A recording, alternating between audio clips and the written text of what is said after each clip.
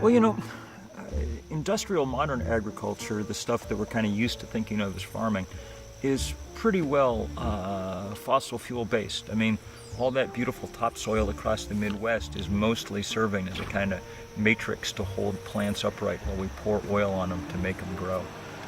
Between synthetic fertilizer, between the oil used for traction, between the energy it takes to dry the crops, between the energy it takes to transport them thousands of miles around the country, by the time you get that tomato at the supermarket, it's got an immense amount of what we call embedded energy in it.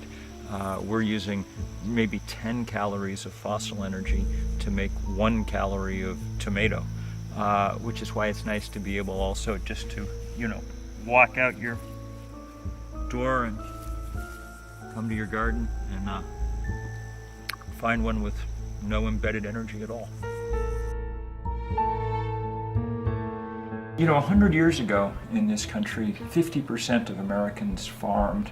And that number has dropped below 1%. There's now about twice as many prisoners as farmers in America. But the good news, I think, is that last year the USDA said that for the first time in 150 years, there were more farms in America instead of fewer.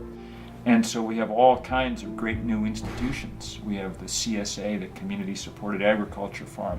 We've got the farmers market, which is the fastest growing part of the food economy in this country. And when you go to the farmers market, it's not just that you get better food and more ecologically sound food, it's also that you have a different experience. A couple of years ago, a pair of sociologists followed shoppers, first around the supermarket and then around the farmers market. And what they found was that people at the farmers market were having 10 times more conversations per visit. It's the way that we kind of evolved to be, in contact with each other. The local food movement's one of the most interesting things and maybe the most encouraging thing going on our planet right now. Last year when we were fighting this huge Keystone pipeline, across the U.S. from the tar sands of Canada, the biggest pool of carbon on Earth. And we held what turned into the largest civil disobedience action in 30 years in this country. 1,250 some people arrested. Well, I was helping organize it, and one of the things I said was collars up front, yarmulkes up front, prayer shawls up front. Those are the people we need leading this fight. Those are the people we need people seeing. If there was ever a moment when we required moral leadership, this is it, because we're engaged. What we're engaged in as a planet is nothing less than running Genesis in reverse.